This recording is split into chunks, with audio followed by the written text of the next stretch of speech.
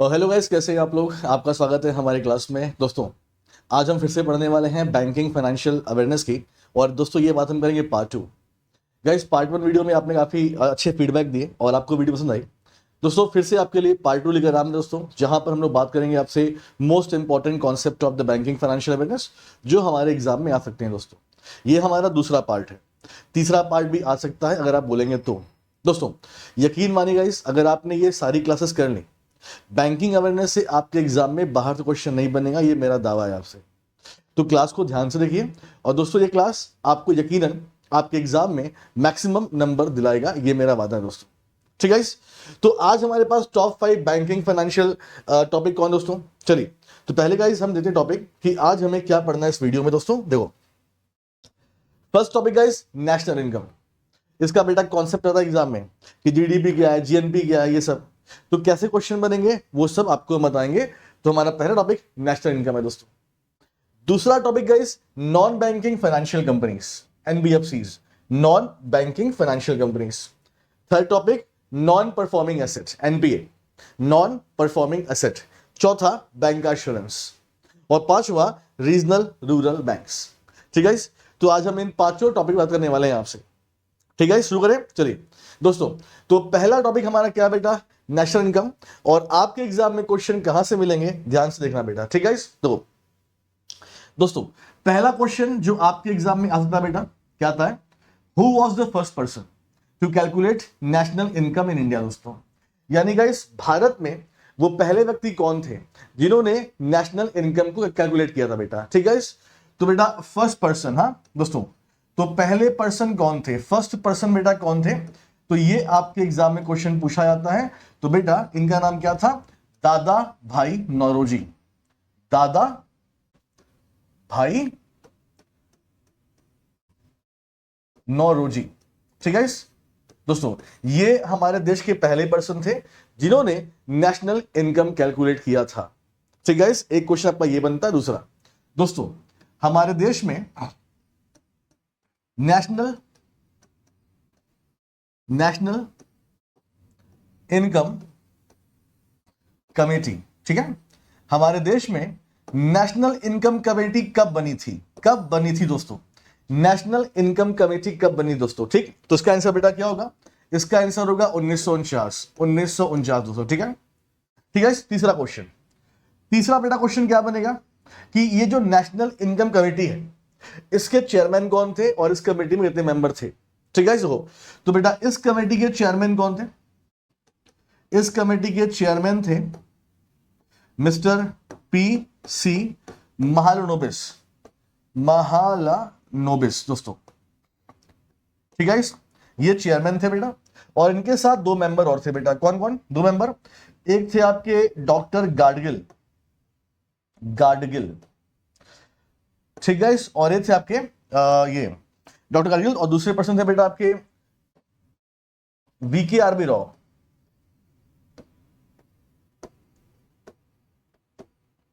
ठीक है। तो ये दो लोग मेंबर थे। तो ये देख लीजिए दोस्तों, तो नेशनल इनकम के इतिहास से एक क्वेश्चन ये आपसे पूछा जाता है। ठीक है। दूसरा बेटा देखिए, नेक्स्ट क्वेश्चन दोस्तों, आपसे हम क्या पूछेंगे, चौथा क्वेश्चन दोस्तों, कि हमारे देश में हर साल नेशनल इनकम कैलकुलेट कौन करता है, नेशनल इनकम कैलकुलेट कौन करता है हमारे देश में हर साल, नेशनल इनकम कैलकुलेट कौन करता है बेटा। तो ये बेटा करता है एनएसओ, एनएसओ दोस्तों। ठीक है। इसका फुल फॉर्म क्या है, फुल फॉर्म लिख लीजिएगा, national statistic, national statistical office, NSO दोस्तों। ठीक है। एनएसओ, एनएसओ का एस्टैब्लिशमेंट ईयर 1951, 1951 दोस्तों। ठीक है। तो गाइज हमारे देश में हर साल नेशनल इनकम बेटा कैलकुलेट कौन करता है, तो कैलकुलेट करता है एनएसओ। ठीक है। यही बॉडी रिस्पॉन्सिबल है, ध्यान देना। तो बेटा एक क्वेश्चन आपसे ये पूछा जाता है। फिर दोस्तों आपसे क्वेश्चन क्या पूछा जाता है बेटा, कि हमारे देश में नेशनल इनकम कैलकुलेट करने के कितने मेथड हैं, हमारे देश में नेशनल इनकम कैलकुलेट करने के कितने मेथड हैं दोस्तों। ठीक है। तो बेटा ना कि 3 मेथड हैं दोस्तों, 3 मेथड, 3 मेथड है बेटा। हाँ, कौन कौन से, पहला प्रोडक्शन मेथड, प्रोडक्शन मेथड। ठीक है। पहला प्रोडक्शन मेथड, दूसरा इनकम मेथड, इनकम मेथड, और तीसरा बेटा expenditure method, expenditure method, expenditure method दोस्तों। ठीक है, एक बात और दोस्तों, बेटा प्रोडक्शन मेथड का एक नाम और भी है, इसका एक नाम और भी है, इसे बेटा हम लोग क्या बोलते हैं, इसे हम लोग वैल्यू एडेड मेथड भी बोलते हैं, वैल्यू एडेड मेथड भी बोलते हैं बेटा, देख लीजिएगा। हाँ दोस्तों, तो आपके एग्जाम में क्वेश्चन बनता है कि नेशनल इनकम कैलकुलेट करने के कितने मेथड हैं, 3 मेथड हैं, प्रोडक्शन मेथड या फिर value added method, income method, expenditure method दोस्तों। ठीक है, तो ये भी आपको ध्यान देना है बेटा। आगे बढ़ते गाइस, देखिए और आपके एग्जाम में क्वेश्चन कैसे बनते हैं बेटा, देखिए दोस्तों, क्वेश्चन बनता है कि जीडीपी क्या है दोस्तों, जीडीपी क्या है गाइस। हाँ दोस्तों, इसका फुल फॉर्म क्या है, gross domestic product, gross domestic product, GDP दोस्तों। हाँ, ग्रॉस डोमेस्टिक प्रोडक्ट बेटा। ठीक है, तो बेटा ये क्या होता है बेटा दोस्तों, तो बेटा जीडीपी का मतलब होता है हमारे देश के बाउंड्रीज के अंदर, हमारे देश के बाउंड्रीज के अंदर एक साल में जितने भी प्रोडक्ट और सर्विसेज प्रोड्यूस होते हैं उनके मार्केट वैल्यू को बेटा हम क्या बोलते हैं, जीडीपी बोलते हैं। यानी एक वर्ष में उत्पादित सभी वस्तुओं और सेवाओं के बाजार मूल्य को हम बेटा क्या बोलते हैं, जीडीपी बोलते हैं गाइस। ठीक है, अगर आपको डेफिनेशन चाहिए देख लीजिए दोस्तों, तो बेटा डेफिनेशन क्या है, GDP, GDP refers to, GDP refers to market value, market value, market value, ठीक है, of all final, of all final, ठीक, final goods and services, goods and services produced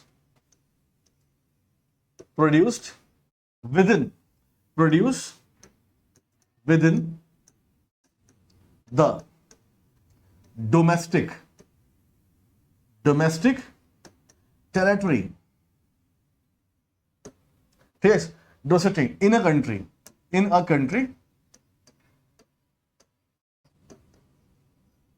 in a financial year,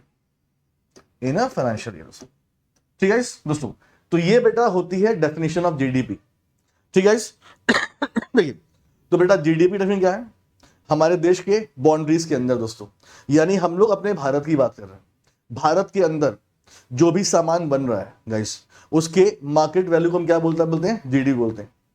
तो ये definition आपको याद होनी चाहिए, काम दोस्तों आता है आपके। ठीक है दोस्तों, अच्छा गाइस उसके बाद दोस्तों दूसरा बेटा क्या होता है, जीएनपी होता है, जीएनपी बेटा। हाँ, इसका फुल फॉर्म लिख लीजिएगा, gross national product, gross national product बेटा।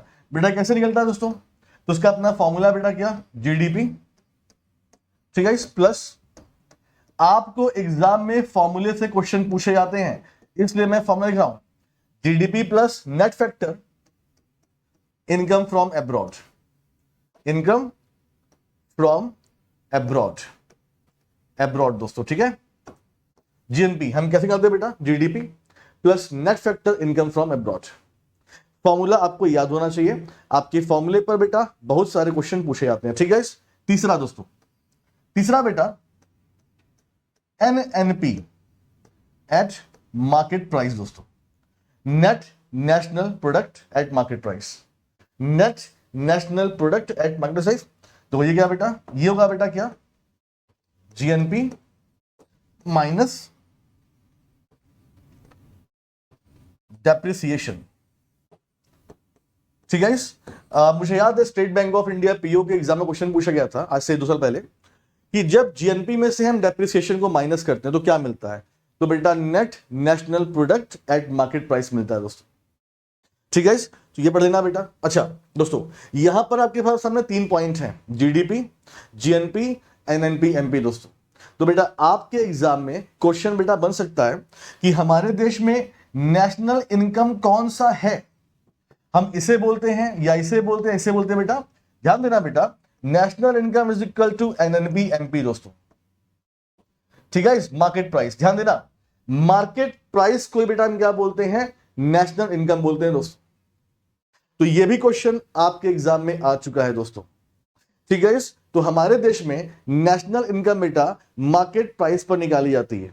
पहले था फैक्टर कॉस्ट, अब क्या बेटा मार्केट प्राइस। आपको यही पढ़ना है दोस्तों। ठीक है, एक लास्ट क्वेश्चन देखिए दोस्तों। लास्ट क्वेश्चन पूछा था बेटा दोस्तों, बेटा नेशनल इनकम की बात कर लें।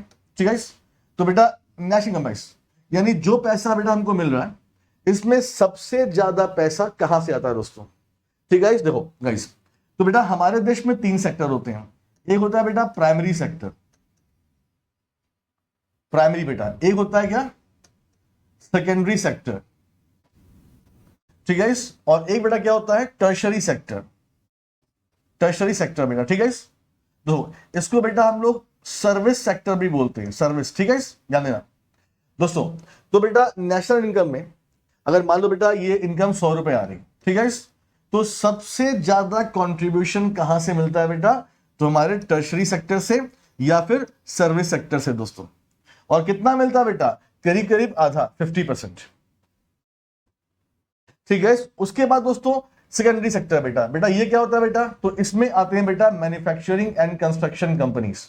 मतलब जो चीजें बन रही हैं, मकान, दुकान, घर, हाईवेज, रोड बेटा, ये सब इसमें आती है। मैन्युफैक्चरिंग, मोबाइल, लैपटॉप, डेस्कटॉप जो बन रहा है बेटा, वो सब इसमें आता है। तो बेटा नंबर 2 पर ये आपको होता है बेटा। ठीक है, कितना आप मान लो करीब करीब 30% बेटा, मतलब करीब 50% यहां से आता है, 30 बेटा यहां से आता है। उसके बाद सबसे कम पैसा कहां से आता है बेटा, प्राइमरी बेटा।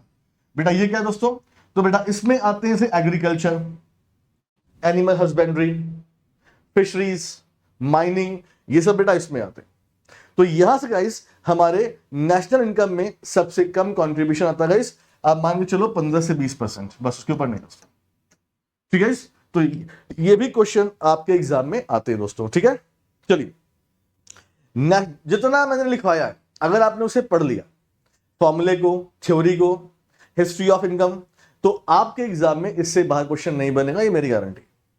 ठीक है दोस्तों, तो फर्स्ट टॉपिक हम कंप्लीट करते हैं बेटा, आगे बढ़ेंगे दोस्तों। अब बात करेंगे topic number 2, non banking financial company. ठीक है, non banking financial company, NBFC guys दोस्तों। तो पहले समझिए ये बेटा क्या होती है दोस्तों। Non banking financial company guys, ये एक कंपनी होती है, ये फाइनेंस में डील करती हैं, बट ये बैंक नहीं होते। ये फाइनेंस में डील करती हैं बट बेटा ये बैंक नहीं होते हैं, ये बैंक की तरह काम करती हैं गाइस। फॉर एग्जांपल दोस्तों देखो, तो बेटा कौन कौन सी एनबीएफसी आप जानते हैं दोस्तों। हाँ, टाइप्स ऑफ एनबीएफसी बात करें बेटा, तो कौन कौन सी एनबीएफसी हम लोग जानते हैं, थोड़ा देख लेते हैं बेटा। ठीक है, जैसे दोस्तों फॉर एग्जांपल आपने सुना होगा क्या, गोल्ड लोन कंपनीज। ठीक है, तो बेटा ये भी क्या है, ये भी एनबीएफसी हैं जो गोल्ड लोन बांटती हैं बेटा। ठीक है, गोल्ड लोन कंपनी दोस्तों। जैसे गाइस फॉर एग्जांपल इंश्योरेंस, भाई इंश्योरेंस भी तो एनबीएफसी है। भाई इंश्योरेंस कोई बैंक तो नहीं है ना, लेकिन आप लोग अपने पैसे यहां पे डिपॉजिट करते हो दोस्तों। जैसे गाइस फॉर एग्जांपल मान लो म्यूचुअल फंड कंपनीज। भाई म्यूचुअल फंड कंपनीज भी क्या है दोस्तों, ये कोई बैंक थोड़ी ना है, लेकिन आप लोग पैसे यहां पर डिपॉजिट करते हो दोस्तों। जैसे गाइस मान लो फॉर एग्जांपल हमने क्या बात किया, गोल्ड लोन की बात कर ली। जैसे दोस्तों और एग्जांपल क्या होते हैं ना, home loan companies, home loan companies guys. भाई ऐसी कंपनी है ना हाउसिंग जो होम लोन आती है बेटा। ठीक है, और बेटा देखो जैसे माइक्रो फाइनेंस कंपनीज है ना। तो बेटा ये सब कुछ मैं एग्जांपल दे रहा हूं दोस्तों। गोल्ड लोन कंपनी काम करती है under the reserve Bank of India. कभी कभी आपके एग्जाम में ऐसे क्वेश्चन बनते हैं, गोल्ड लोन कंपनीज वर्क करती हैं under the reserve Bank of India. ठीक है, इंश्योरेंस कंपनी बेटा ये काम करती हैं IRDAI के अंडर में दोस्तों। म्यूचुअल फंड दोस्तों ये काम करती हैं सेबी के अंडर में। ध्यान सुना बेटा, क्वेश्चन एग्जाम में आते हैं इसलिए मैं लिख रहा हूं यहां पे। कई बार आपके एग्जाम में क्वेश्चन पूछा गया है कि म्यूचुअल फंड कंपनी किसके अंडर में आती है दोस्तों, housing finance company, home loan company. ठीक है, तो बेटा ये आती है नेशनल हाउसिंग बैंक के अंडर में। ठीक है, माइक्रो फाइनेंस कंपनी ये आती है बेटा रिजर्व बैंक के अंडर में। ठीक दोस्तों, तो ये मैं कुछ एग्जांपल आपको दे रहा हूं, यहां से आपके एग्जाम में क्वेश्चन पहले पूछे गए दोस्तों। ठीक है, तो नॉन बैंकिंग फाइनेंशियल कंपनी में हमने कुछ एग्जांपल दिया आपको। ठीक है गाइस। अच्छा दोस्तों देखो, अब बेटा ये तो हमारा ठीक हो गया, लेकिन दोस्तों अगर तुम्हारे एग्जाम में ऐसे पूछा कि नॉन बैंकिंग फाइनेंशियल कंपनी किसके अंडर में आती, अब वहां पर ये मेंशन नहीं है वो किसकी बात कर रहा है बेटा। अगर ऐसा क्वेश्चन आपके एग्जाम में आ गया बेटा, तो आपका आंसर क्या होगा, रिजर्व बैंक ऑफ इंडिया दोस्तों। ठीक ठीक है। दूसरा क्वेश्चन मैंने आपको बेटा लास्ट क्लास में पढ़ाया भी था कि एनबीएफसी में एफडीआई की लिमिट कितनी होती है, एफडीआई की बेटा तो कितनी बेटा होती है बेटा 100%। ऐसे आपको पढ़ना है दोस्तों, ठीक है, ध्यान देना। तो आपको दोस्तों ऐसे भी पढ़ना है। ठीक दोस्तों, आगे बढ़ते हैं। अब देखिए भाई और क्या क्वेश्चन बनेगा बेटा। और दोस्तों अगर हम बात करते हैं नॉन बैंकिंग फाइनेंशियल कंपनीज की दोस्तों, ठीक है, एनबीएफसी गाइस, तो बेटा एनबीएफसी जो है वो आपका पैसा मैक्सिमम कितने टाइम के लिए अपने पास डिपॉजिट कर सकती हैं। State Bank of India PO 2020 का क्वेश्चन। एनबीएफसी अगर फॉर एग्जांपल बात करें बेटा, तो मैक्सिमम कितने टाइम के लिए ये आपका पैसा अपने पास डिपॉजिट करती है भाई, तो आपका आंसर क्या होगा बेटा 5 साल। या तो ऑप्शन में 5 साल होगा या तो 60 मंथ लिखा होगा, जो ऑप्शन में होगा उस पर आप टिक कर देना बेटा। ठीक है। और अगर गाइस मिनिमम पूछ लिया, मिनिमम तो बेटा मिनिमम होता है बेटा 1 साल, या तो ऑप्शन में 1 साल होगा या बेटा क्या होगा 12 महीने होंगे, देख लीजिएगा इसे। ठीक है, 12 मंथ दोस्तों। ये भी क्वेश्चन आपके एग्जाम पूछा जाता है बेटा। ठीक है। एक क्वेश्चन और बेटा कि दोस्तों जो एनबीएफसी होती है बेटा, एनबीएफसी ये कितना परसेंट मैक्सिमम परसेंट, एनबीएफसी मतलब कितना परसेंट मैक्सिमम ये इंटरेस्ट बेटा चार्ज कर सकती है बेटा, तो आंसर क्या होगा 12.5%। रिजर्व बैंक ऑफ इंडिया ने इनके लिए नियम बनाया है कि आप मैक्सिमम 12.5% तक का ब्याज चार्ज कर सकते हैं अपने कस्टमर से, 12.5% दोस्तों। ठीक है। और देखिए दोस्तों तीसरा गाइस, वो कौन कौन से सेक्टर है, वो कौन कौन से एरिया है जहां पर एक एनबीएफसी काम नहीं कर सकती है दोस्तों। हाँ, नॉट अलाउड। एनबीएफसी को किस किस एरिया में बेटा अलाउ नहीं किया गया है कि भैया आप लोग इस एरिया में काम नहीं कर सकते दोस्तों। देखो भाई पहला बेटा एग्रीकल्चरल एक्टिविटी बेटा। ठीक है दोस्तों, तो कोई भी एनबीएफसी हमारे देश में अपने नाम से एग्रीकल्चरल एक्टिविटी नहीं कर सकती। ठीक है। दूसरा इंडस्ट्रियल एक्टिविटी दोस्तों। ठीक है। तो बेटा कोई भी एनबीएफसी जो है वो हमारे देश में इंडस्ट्रियल एक्टिविटी नहीं कर सकती गाइस। ठीक। तीसरा बेटा क्या है, जैसे सेल हो गया बेटा, परचेस हो गया दोस्तों, सेल परचेस, कंस्ट्रक्शन बेटा, कंस्ट्रक्शन ऑफ इमूवेबल प्रॉपर्टी। ठीक है। मतलब दोस्तों एनबीएफसी जो है बेटा वो हमारे देश में भाई इमूवेबल है। इसका मतलब बेटा, इसका मतलब जो मूव नहीं कर सकते हैं, मतलब शॉप, घर, मकान, अपार्टमेंट, मॉल बेटा। तो बेटा कोई भी एनबीएफसी हमारे देश में इमूवेबल प्रॉपर्टी को ना तो सेल कर सकती है, ना परचेस और ना कंस्ट्रक्शन दोस्तों। तो ये सब बेटा अलाउड नहीं है हमारे देश में एनबीएफसी को दोस्तों। ठीक है। तो यहां से क्वेश्चन बनता है जो मैंने आपको दिखा दिया बेटा। एक क्वेश्चन और दोस्तों, हाँ लास्ट पूछते हैं बेटा कि अच्छा ये बताओ कि दोस्तों कोई बैंक है, ठीक है, और कोई एनबीएफसी है, तो इनके बीच में डिफरेंस क्या है दोस्तों।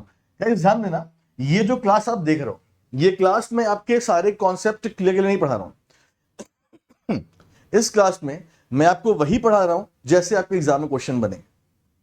और यकीन मानिए अगर आपने इस तरह पढ़ लिया तो कॉन्सेप्ट की जरूरत नहीं पड़ेगी आपको दोस्तों। फिर भी एक बच्चे कमेंट था लास्ट क्लास में, एक बच्चे ने कमेंट किया था कि सर बताइए बेटा what is difference between the NBFC and bank. ठीक है तो बेटा जो बैंक है ना आपके दोस्तों, ये बेटा डिमांड डिपॉजिट एक्सेप्ट कर सकते हैं दोस्तों। हाँ, ये कर सकते हैं बेटा। लेकिन दोस्तों जो एनबीएफसी है ये डिमांड डिपॉजिट एक्सेप्ट नहीं कर सकती गाइस। तो बेटा डिमांड डिपॉजिट का मतलब होता है current and saving account, current account, saving account दोस्तों बैंक में होता है, बट बेटा ये एनबीएफसी में नहीं होता। ठीक है। दूसरा पॉइंट दोस्तों देखो, दूसरा पॉइंट क्या है, नहीं दोस्तों अगर भाई लोग आप बैंक की करते हैं दोस्तों, बैंक चेक जो है, चेक डिमांड ड्राफ्ट दोस्तों, ये सब बेटा बैंक जो है ये अपने नाम पर इशू कर सकता है। आपने देखा ना बेटा, पीएनबी का चेक होता है, एसबीआई का चेकबुक बेटा आता है ना, तो बेटा बैंक के पास ये एक अथॉरिटी है कि वो अपने नाम पर चेक और डीडी इशू कर सकते हैं गाइस। इनका देखिए बेटा, इनके लिए अलाउ नहीं। आप दोस्तों कभी नहीं पाओगे कि मुथूट फाइनेंस का चेकबुक मिल जाए आपको, कभी नहीं मिलेगा दोस्तों, अलाउ नहीं बेटा। तीसरा पॉइंट दोस्तों, ठीक है दोस्तों, बैंकों में बेटा अगर आपका पैसा डिपॉजिट है, अगर आपका पैसा डिपॉजिट है तो आपको DICGC की सुविधा मिलती है बेटा। ठीक है, जिन बच्चों को इसके बारे में नहीं पता, इसका फुल फॉर्म है deposit insurance credit guarantee corporation दोस्तों। ये guys reserve Bank of India के अंडर में काम करने वाली इंश्योरेंस कंपनी दोस्तों। अगर कभी आपने अपना पैसा बैंक में जमा किया है और अगर आपका बैंक डूब गया, ठीक है, तो ये आपको पैसे वापस करेंगे, लेकिन मैक्सिमम 5 लाख रुपए तक, बस उसके ऊपर नहीं दोस्तों। ठीक है, तो अगर आपका पैसा बैंक में जमा है तो आपको दोस्तों DICGC की सुविधा मिलती है। ठीक है, लेकिन दोस्तों अगर आपका पैसा जमा है NBFC में और कंपनी डूबती है बेटा, तो आपको यह सुविधा नहीं मिलती है। तो ये डिफरेंस है दोस्तों। हाँ चलिए गाइस, तो second topic non banking financial company हमने कंप्लीट की बेटा। दोस्तों आगे बढ़े गाइस, आगे बढ़ेंगे और अब बात करेंगे आज के तीसरा topic, non performing asset, NPA दोस्तों, नॉन परफॉर्मिंग एसेट गाइस। ठीक दोस्तों, तो बेटा पहला क्वेश्चन आपसे पूछते हैं कि दोस्तों ये NPA होता क्या है दोस्तों। ठीक है, ये बेटा NPA क्या होता है बेटा, तो सिंपल सी बात है, अगर एक बोरोवर था जिसने बैंक से पैसा लिया था और बेटा अब वो लोन लिया हुआ है, यानी भाई अगर आप बैंक से लोन लेंगे तो आपको पैसे रिटर्न करने पड़ेंगे, लेकिन बेटा इस बंदे ने बैंक का पैसा रिटर्न करना बंद कर दिया। तो जब दोस्तों बैंक का पैसा मार्केट में फंस जाता है, इसे बेटा हम क्या बोलते हैं, NPA बोलते हैं, नॉन परफॉर्मिंग एसेट बोलते हैं बेटा। ठीक है, तो आप बोलेंगे सर बात बताओ, ठीक है, NPA की डेफिनेशन तो मैं समझ में आ गई कि मतलब जो पैसा बैंक का मार्केट में फंस जाता है ना, उसे हम बोलते हैं NPA दोस्तों। ठीक है, लेकिन दोस्तों इसका टाइम क्या होता है, इसका बेटा टाइम क्या होता है, तो बेटा आपका आंसर क्या होगा, 90 दिन। आपका बेटा आंसर क्या होगा, 90 दिन दोस्तों। इसका बेटा मतलब क्या हुआ दोस्तों, फॉर एग्जांपल अगर दोस्तों कोई बैंक है, मान लीजिए वो एक पर्सन को लोन बांट रहा है बेटा। ठीक है, लोन बांट रहा है। अब दोस्तों इस पर्सन का जो EMI पे करना है वो 1 तारीख को बेटा पे करना होता है। ठीक है, और दोस्तों ये 1 तारीख को इसे आना था और बैंक का जो पैसा वो देना था, लेकिन दोस्तों ये आया ही नहीं। अब गाइस दिन बीते आ रहे बेटा, बीते आ रहे गाइस, तो जिस दिन बैंक को बेटा पैसा मिलना होता है, अगर उस दिन से गाइस 90 दिन का दोस्तों गैप हो जाता है बेटा, तो बेटा आफ्टर 90 दिन हम इसे क्या बोलते हैं, NPA बोलते हैं बेटा। ठीक है, NPA बोलते हैं दोस्तों। तो आपसे पूछता है NPA का टाइम पीरियड, आप क्या बोलेंगे, 90 दिन बोलेंगे दोस्तों। ठीक है, तो दूसरा क्वेश्चन आपका ये टाइम बेटा, तो ये आपको ध्यान दें दोस्तों, 90 दिन वाला पॉइंट आपको याद रखना है गाइस। ठीक दोस्तों, उसके बाद देखिए इसमें गाइस एक कॉन्सेप्ट और है दोस्तों। ठीक है, तो बेटा रिजर्व बैंक ऑफ इंडिया ने SMA लॉन्च किया है दोस्तों। हाँ तीसरा क्वेश्चन गाइस ये बेटा, ये SMA क्या होता है बेटा, तो इसका फुल फॉर्म क्या है बेटा, देखो इसका फुल फॉर्म है स्पेशल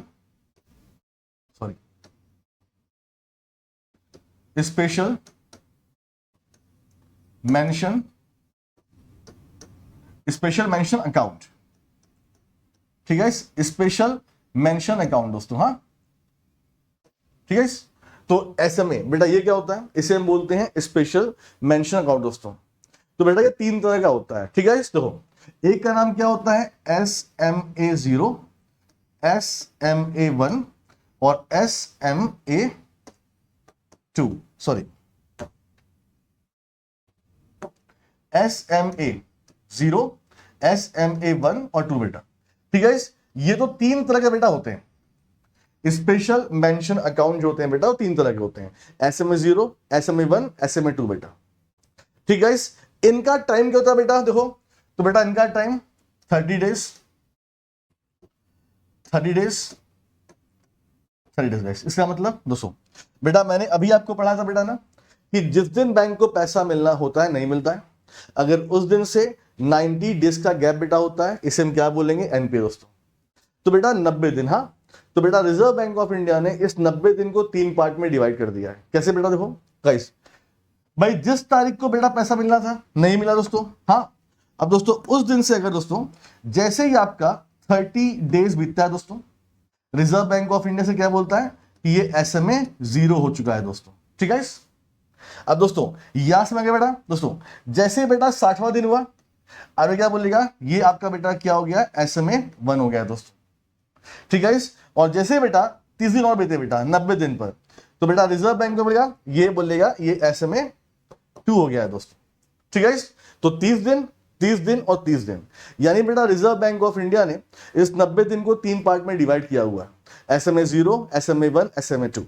इतना ही पढ़ना है बस आपको दोस्तों। हाँ देख लीजिए ये गाइस, हाँ देख लो, ये शुरुआत के 30 दिन है बेटा, ये मिड के हैं और ये लास्ट के हैं दोस्तों। हाँ तो स्पेशल मेंशन अकाउंट दोस्तों मैंने आपको समझा दिया। आगे बढ़ते हैं भाई। देखिए दोस्तों नेक्स्ट टॉपिक क्या है बेटा, नेक्स्ट टॉपिक इसी में है कि क्लासिफिकेशन ऑफ एनपीए दोस्तों। यानी गाइस एनपीए कितने प्रकार का होता है दोस्तों। हाँ एनपीए कितने प्रकार का होता है गाइस। ठीक है। देखिए दोस्तों, तो बेटा कितने होता है, देखिए दो। तो बेटा ये 3 तरह के होते हैं, ये 3 टाइप के होते हैं। पहला, फर्स्ट इज सब स्टैंडर्ड एनपीए। ठीक है। दूसरा डाउटफुल एनपीए। ठीक है। और तीसरा बेटा क्या होता है, लॉस असेट। ठीक है। तो आपके एग्जाम में क्वेश्चन कैसे पूछेगा कि सब स्टैंडर्ड एनपीए का टाइम कितना होता है बेटा। आप क्या बोलोगे बेटा, आप बोलोगे 12 महीने, आप क्या बोलोगे 12 महीने या फिर 1 ईयर, जो भी ऑप्शन में होगा वो आप लिखोगे बेटा। ठीक। डॉक्टर गाइस बेटा इसका मतलब क्या होता है, 24 महीने। ध्यान देना मैं जो बोल रहा हूं, 24 महीने या फिर 2 साल, जो भी बेटा आपके ऑप्शन में होगा दोस्तों। ठीक है बेटा। लॉस एनपीए बेटा ये क्या होता है बेटा, देखिए आपके एग्जाम में पहले भी क्वेश्चन पूछा गया है, पिछले साल, इस बार नहीं, पिछले साल Reserve Bank of India grade B के एग्जाम में क्वेश्चन पूछा गया था कि जब कोई एनपीए एक साल नहीं, जब कोई लोन 1 साल तक एनपीए में रहता है उसे हम क्या बोलते हैं। अगर 1 साल पूछा गया बेटा तो आपका आंसर क्या होगा, सब स्टैंडर्ड। 2 साल पूछा है तो डाउटफुल दोस्तों। गाइस ये क्या पता है, लॉस असेट ये क्या होता है बेटा, देखिए दोस्तों बेटा लॉस असेट का मतलब होता है कि बैंक को पता होता है ये हमारा जो एनपीए है ये हमको वापस नहीं मिलेगा। जैसे गाइस बहुत सारे बेटा केस होते हैं, जैसे गाइस मैं आपको एग्जांपल देता हूं। ठीक है दोस्तों, एक पर्सन था, वो गवर्नमेंट टीचर था सरकारी, उसकी सैलरी थी 80,000 रुपए दोस्तों। ठीक है। तो बेटा वो बैंक के पास गया और बेटा उसने बैंक से लोन ले लिया, कोई लोन लिया बेटा। अब भाई बैंक को पता है गवर्नमेंट एम्प्लॉय, दोस्तों बैंक ने उसको लोन दे दिया। ठीक है। अच्छा अब गैस उस बंदे की मृत्यु हो गई, उस पर्सन की मृत्यु हो गई दोस्तों। अब बेटा मृत्यु हो गई, जब बैंक को मालूम चला तो बैंक ने पता किया बेटा, तो उसकी वाइफ पढ़ी लिखी नहीं, बच्चे छोटे हैं, घर में कोई नहीं है, कोई प्रॉपर्टी नहीं बेटा। अब बैंक क्या करेगी दोस्तों, बैंक जान छूने नहीं लगी यार बैंक किसी। तो भाई ऐसे केस आते हैं जहां बैंक को मालूम चलता है कि बैंक के पैसे नहीं मिलने वाले हैं बेटा, इसे हम क्या बोलते हैं, लॉस असेट बोलते हैं दोस्तों। ठीक है। चलिए आगे बढ़ते दोस्तों, और देख लीजिए एक और दोस्तों, क्रॉप CROP दोस्तों। ये जो क्रॉप लोन होते हैं इस पर बेटा एनपीए हम कैसे काउंट करते हैं। ठीक है। तो ध्यान देखना दोस्तों, ध्यान देना बेटा कि there are 2 type of crop loan दोस्तों। किस क्रॉप लोन, हाँ तो बेटा 2 तरह के क्रॉप लोन होते हैं बेटा। एक दोस्तों जिन्हें हम क्या बोलते हैं, 6 मंथ क्रॉप। ठीक है। एक बेटा हम क्या बोलते हैं, 12 मंथ क्रॉप। ठीक है। तो आपके एग्जाम में क्वेश्चन कैसे पूछेगा कि 6 मंथ क्रॉप में एनपीए हम कब कैलकुलेट करते हैं बेटा, तो अब क्या बोलोगे, आप बोलोगे after the 2 season. After the 2 season, आपको बेटा 2 सीजन यही याद रखना है कि 2 सीजन बीतने के बाद बैंक इसे एनपीए में डिक्लेयर कर देता है दोस्तों। अगर बैंक को पैसा नहीं मिला, 2 सीजन बीत गए, जैसे कोई किसान है बेटा जिसने बैंक से लोन लिया, जिसको बैंक को पैसा वापस करना था बट नहीं किया इसने, और 2 सीजन बीत गए, तो बेटा जैसे ही 2 सीजन बीतेंगे बेटा बैंक इसे बोल देगा एनपीए। आफ्टर 2000 तो इसे बेटा बैंक एनपीए में घोषित करता है दोस्तों। ठीक है, 12 मंथ क्रॉप दोस्तों। ठीक है, इसमें बेटा आफ्टर द 1 सीजन दोस्तों, आफ्टर द 1 सीजन दोस्तों। तो आपको बेटा ये ध्यान देना है दोस्तों, 1 सीजन गाइस, आपको सीजन वाइज आंसर देना है। आपके एग्जाम में क्वेश्चन पूछा जाएगा कि 6 मंथ क्रॉप पर एनपीए बैंक कब कैलकुलेट करता है, तो आप क्या बोलेंगे, after the 2 season, and 12 month crop में आफ्टर द 1 सीजन। ठीक है, यही बेटा आपको ध्यान देना। ठीक है, तो एक पॉइंट दोस्तों हमारा यहां पे था, आपके एग्जाम में क्वेश्चन पूछा था बेटा। ठीक है, और देखिए दोस्तों, तो ये तो हो गया दोस्तों। आगे बेटा आपके एग्जाम में क्वेश्चन और कैसे पूछते हैं, जैसे गाइस एक क्वेश्चन पूछते हैं बेटा, क्या, securitisation and reconstruction of financial asset and enforcement of security interest act 2002। ठीक है, तो आपसे बेटा इसका फुल फॉर्म पूछा जाता है, क्या बेटा, सरफराजी का दोस्तों। ये एक्ट बेटा कब आया था, 2002 में आया दोस्तों। ठीक है, इसमें बेटा इस एक्ट के सेक्शन 13 ये बेटा बैंक को पावर देता है। ठीक है दोस्तों, आपने बेटा सुना हुआ है ना कि अगर कोई पर्सन, अगर बेटा उसने कोई प्रॉपर्टी बैंक के पास रखी और डिफॉल्ट कर दिया, एनपीए कर दिया बेटा, तो बेटा जो बैंक होता है उस प्रॉपर्टी पर अपना कब्जा कर लेता है। बैंक को कोई कोर्ट कचहरी नहीं करनी होती है बेटा। तो वो कौन सा एक्ट है, वो कौन सा सेक्शन है जो बैंक को पावर देता है कि बैंक बिना कोर्ट कचहरी किए दोस्तों प्रॉपर्टी पे अधिकार करता है बेटा, तो यही एक्ट है। ठीक, एक्ट बेटा ये है, सेक्शन ये है दोस्तों, याद रखना दोस्तों। हाँ, तो सिक्योरिटाइजेशन एंड रिकंस्ट्रक्शन ऑफ, ये लिख लो, securitisation and reconstruction of financial asset and enforcement of security interest act 2002 आपके एग्जाम में फुल फॉर्म बहुत बार आया है। ठीक है, तो इसका सेक्शन 13 बेटा ये बैंक को बेटा पावर देता है कि बैंक सामने वाले की प्रॉपर्टी पर अधिकार कर सकता है अगर उसने लोन में डिफॉल्ट कर दिया तो बेटा। ठीक है दोस्तों, इसी में दोस्तों एक और क्वेश्चन बेटा देखिए, एक और क्वेश्चन कौन सा बेटा, असेट रिकंस्ट्रक्शन कंपनीज, एआरसी बेटा। यहां पर 2 क्वेश्चन बनते हैं बेटा। अगर आपको एआरसी का लाइसेंस चाहिए तो आपके पास कितनी कैपिटल बेटा होनी चाहिए, तो कैपिटल बेटा कितनी चाहिए, 300 करोड़ रुपए। दूसरा दोस्तों, अगर आपको एआरसी खोलनी है तो इसमें एफडीआई की लिमिट क्या है बेटा, मैंने आपको लास्ट से पढ़ाया था कितना बेटा, 100%। तो बेटा यहां से भी आपके एग्जाम में क्वेश्चन बनते हैं दोस्तों। ठीक है, याद कर लीजिएगा दोस्तों। हाँ, और देख लीजिए दोस्तों, तीसरा पॉइंट इसमें दोस्तों, डीआरटी और डीआरएटी दोस्तों। ठीक है, इनके फुल फॉर्म क्या है, डेब्ट रिकवरी ट्रिब्यूनल, डेब्ट रिकवरी ट्रिब्यूनल। दूसरा, डेब्ट रिकवरी अपीलेट ट्रिब्यूनल, डेब्ट रिकवरी ट्रिब्यूनल एंड डेब्ट रिकवरी अपीलेट ट्रिब्यूनल बेटा। दोस्तों यहां भी जो एनपी होते हैं उनकी सुनवाई होती है बेटा।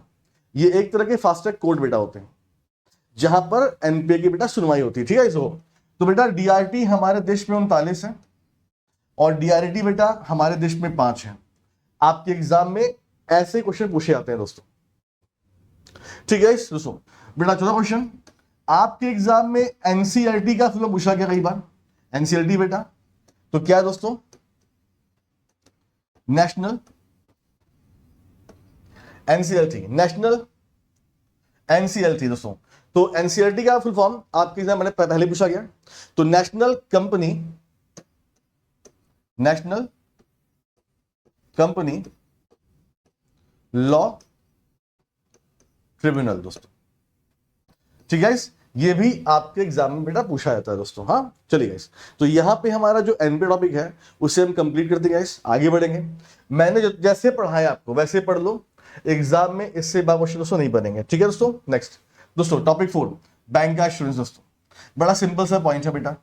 इसका बेटा मतलब क्या होता है, देखो दोस्तों, जब कोई बैंक गाइस, जब कोई बैंक अपनी ब्रांच से दोस्तों इंश्योरेंस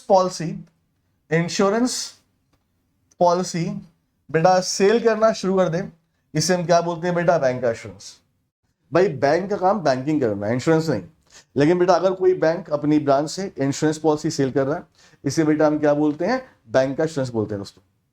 तो तुम्हारे एग्जाम में क्वेश्चन कैसे बनेगा बेटा, डेफिनेशन व्हाट इज बैंक का एश्योरेंस। अगर बैंक अपनी ब्रांच से इंश्योरेंस पॉलिसी सेल कर रहा है, इसे हम क्या बोलते हैं, बैंक का एश्योरेंस। ठीक है, तो ये आपका पहला क्वेश्चन बनता है, डेफिनेशन दोस्तों। ठीक है, दूसरा क्वेश्चन बेटा, हमारे देश में किस कमेटी के रिकमेंडेशन पे, हमारे देश में किस कमेटी के रिकमेंडेशन पे बैंक का एश्योरेंस शुरू हुआ बेटा। तो बेटा आपका आंसर क्या होगा, मल्होत्रा कमेटी। ठीक है, तो बेटा मल्होत्रा कमेटी के सिफारिश पर हमारे देश में बैंक का एश्योरेंस शुरू हुआ दोस्तों। बेटा तीसरा क्वेश्चन, हमारे देश में पहला बैंक कौन सा था, पहला बैंक, फर्स्ट बैंक जिसने बेटा शुरुआत की थी बैंक का एश्योरेंस की दोस्तों। तो इसका आंसर बेटा क्या होगा, स्टेट बैंक ऑफ इंडिया। ठीक है, तो कुछ क्वेश्चन तो ऐसे बन गए बेटा दोस्तों। आगे बढ़ते हैं, कुछ क्वेश्चन दोस्तों। देखो दोस्तों, ये बैंक का एश्योरेंस के कितने मॉडल होते हैं बेटा, इसके बेटा कितने मॉडल होते हैं दोस्तों। तो बेटा बैंक का 3 मॉडल होते हैं। पहला एजेंसी मॉडल, पहला एजेंसी मॉडल बेटा। दूसरा रेफरल बिजनेस मॉडल, और तीसरा बेटा क्या होता है, इंश्योरेंस अंडर राइटिंग मॉडल दोस्तों। ठीक है दोस्तों, इन तीनों में डिफरेंस क्या है दोस्तों। बेटा एजेंसी मॉडल दोस्तों, मैक्सिमम आप ये देखते हो एजेंसी मॉडल बेटा इसका मतलब क्या होता है, एक कोई बेटा बैंक है और एक कोई इंश्योरेंस कंपनी, तो दोनों ने बेटा आपस में टाई अप कर लिया। इंश्योरेंस कंपनी ने बैंक से बोला कि मेरी पॉलिसी है, तुम इसे अपनी ब्रांच में रखो और पॉलिसी बेचो। अगर तुम पॉलिसी बेच लेते हो तो हम तुम्हें कमीशन देंगे दोस्तों। बेटा इसे हम क्या बोलते हैं, एजेंसी मॉडल। आपको मैक्सिमम बेटा करंट अफेयर्स में मैं यही पढ़ाता हूं, एजेंसी मॉडल। ठीक है, दूसरा रेफरल बिजनेस बेटा, भाई ये भी सेम ही है। रेफरल बिजनेस बेटा जो है वो एजेंसी मॉडल का ही थोड़ा सा अपग्रेड वर्जन दोस्तों। ठीक है, देखो रेफरल बिजनेस बेटा क्या होता है, इसमें बीच वाले में, इसमें बेटा इंश्योरेंस कंपनी बेटा अपना एम्प्लॉय बैंक भेज देती है। इसमें दूसरे नंबर में इंश्योरेंस कंपनी अपना एम्प्लॉय बेटा बैंक भेज देती है। तो बेटा इंश्योरेंस कंपनी का एम्प्लॉय बैंक में बैठता है और जो कस्टमर है उनको इंश्योरेंस पॉलिसी सेल करता है बेटा। इसे हम बेटा क्या बोलते हैं, रेफरल बिजनेस। इन दोनों में डिफरेंस क्या है दोस्तों, बेटा एजेंसी मॉडल में इंश्योरेंस कंपनी का एम्प्लॉय नहीं आता, बल्कि बैंक का एम्प्लॉय ही इंश्योरेंस पॉलिसी सेल करता है। लेकिन दोस्तों रेफरल बिजनेस में इंश्योरेंस कंपनी का एम्प्लॉय आएगा बेटा, बैंक में बैठेगा दोस्तों। तीसरा बेटा क्या है, इंश्योरेंस अंडरराइटिंग दोस्तों। इसका बेटा मतलब दोस्तों, आपने कई सारे बैंक को देखा है दोस्तों जिसकी अपनी खुद की इंश्योरेंस कंपनी होती है। जैसे State Bank of India bank है, तो State Bank of India life insurance और State Bank of India general insurance इनकी खुद कंपनी दोस्तों। जैसे गाइस एचडीएफसी बैंक है, तो एचडीएफसी लाइफ इंश्योरेंस इनकी खुद की अपनी इंश्योरेंस कंपनी है बेटा।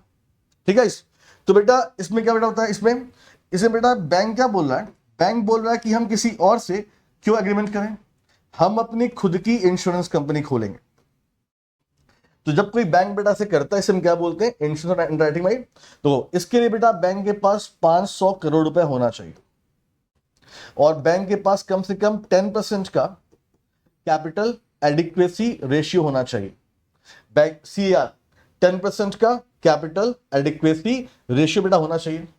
तीसरा बेटा बैंक को लास्ट 3 इयर्स में बेटा प्रॉफिट में होना जरूरी है। ये सब कुछ पॉइंट है दोस्तों, हाँ देख लीजिएगा। तो यहां पे दोस्तों आपका बैंक का इंश्योरेंस खत्म होता है।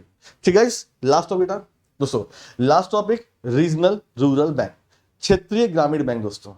ठीक है, मैं आपको जितने पॉइंट लिखूंगा वही पढ़ लीजिएगा, वहीं से आपके बेटा एग्जाम में क्वेश्चन आएंगे। ठीक है, इसको पहला क्वेश्चन दोस्तों, ग्रामीण बैंक को किस कमेटी के रिकमेंडेशन पे दोस्तों बनाया गया, कमेटी बेटा। तो हमारा आंसर क्या होगा, नरसिम्हन कमेटी बेटा। ठीक है, इस पहला क्वेश्चन। दूसरा क्वेश्चन दोस्तों, इनका दोस्तों एस्टेब्लिशमेंट ईयर क्या है दोस्तों, तो 2 अक्टूबर 1975 दोस्तों। ठीक है, तीसरा क्वेश्चन, आरआरबी का एक्ट हमारे देश में कब पास हुआ दोस्तों? तो बेटा ये पास हुआ 1976 में दोस्तों। ठीक है। चौथा क्वेश्चन, हमारे देश का फर्स्ट रीजनल रूरल बैंक कौन सा था बेटा? तो बेटा हमारा आंसर क्या होगा? हमारा आंसर होगा प्रथमा। प्रथमा प्रथमा प्रथमा ग्रामीण बैंक दोस्तों। हाँ, प्रथमा ग्रामीण। ठीक है बेटा, ये कहां पे खुला था बेटा? तो ये खुला था मुरादाबाद में। मुरादाबाद, मुरादाबाद उत्तर प्रदेश दोस्तों। ठीक है। पांचवा क्वेश्चन बेटा, बेटा पांचवा क्वेश्चन कि जो ग्रामीण बैंक होते हैं इनकी बेटा ऑथोराइज कैपिटल कितनी होती है? इनकी ऑथोराइज्ड कैपिटल बेटा कितनी होती है? तो बेटा आपका आंसर क्या होगा? 5 करोड़ रुपए दोस्तों। ठीक है। छठवां क्वेश्चन दोस्तों आपके सामने देखिए। छठवां क्वेश्चन दोस्तों, हाँ दोस्तों, जब भी कोई बेटा ग्रामीण बैंक होता है उसकी कैपिटल में कौन कौन कितना कितना परसेंट कंट्रीब्यूट करता है बेटा? ठीक है। तो बेटा किसी भी ग्रामीण बैंक में दोस्तों 50% बेटा कंट्रीब्यूशन ये होता है बेटा सेंट्रल गवर्नमेंट का, गवर्नमेंट ऑफ इंडिया का दोस्तों। ठीक है। 15% कंट्रीब्यूशन बेटा ये होता है स्टेट गवर्नमेंट का, स्टेट गवर्नमेंट दोस्तों। ठीक। और बेटा 35% बेटा कंट्रीब्यूशन बेटा किसका होता है? स्पॉन्सर्ड बैंक, स्पॉन्सर्ड बैंक का दोस्तों। ठीक है। बेटा इसका बेटा मतलब क्या होता है दोस्तों? बेटा स्पॉन्सर का मतलब होता है पैसा लगाना। तो जब ग्रामीण बैंक को 1975 में हमारी गवर्नमेंट बना रही थी तो बेटा हमारी गवर्नमेंट ने साफ साफ बोला कि देखो भाई इतना पैसा हमारे पास नहीं, ग्रामीण बैंक अगर हम बनाएंगे तो जिस स्टेट में हम बना रहे हैं उसको फायदा है, तो उस स्टेट को भी 15% देना पड़ेगा। और साथ ही साथ बेटा जो हमारे देश के बड़े बैंक हैं उनको इन ग्रामीण बैंक में 35% पैसा लगाना पड़ेगा बेटा। तो बेटा जो सरकारी बैंक अपना पैसा लगाते हैं उन्हें हम बोलते हैं स्पॉन्सर्ड बैंक दोस्तों। गाइस हर ग्रामीण बैंक में 35% कैपिटल लगी होती है बेटा बड़े बैंक की। जैसे गाइस मेरा मिर्जापुर है बेटा, हमारे यहाँ बड़ौदा ग्रामीण बैंक है, तो बड़ौदा ग्रामीण बैंक में बेटा 35% बैंक ऑफ बड़ौदा का है दोस्तों। ठीक है। तो यहां से भी आपके एग्जाम में बेटा क्वेश्चन बनते हैं गाइस। हाँ, और देखो दोस्तों एक लास्ट क्वेश्चन दोस्तों, हमारे देश में गोवा है और बेटा सिक्किम, ये दोस्तों 2 स्टेट हैं जहां पर कोई भी ग्रामीण बैंक नहीं है, इसको भी याद रखिएगा दोस्तों। हाँ चलिए गाइस, तो बेटा यहां पे हमने आपको 5 टॉपिक पढ़ा दिए और बेटा ये टॉपिक वो टॉपिक है जहां से आपके एग्जाम में मैक्सिमम क्वेश्चन आ सकते हैं। इसके ऊपर मत पढ़िएगा, जितना मैंने पढ़ा दिया उतना पढ़िएगा बस। ठीक, यहीं से क्वेश्चन बनेगा, मेरी गारंटी। ठीक है। Thank you so much. Video हमारा कैसा लगा प्लीज बताने, और दोस्तों पार्ट 3 चाहिए तो नीचे कमेंट कीजिएगा। पार्ट 3 चाहिए। Thank you so much guys, अपना ख्याल रखें। हेलो।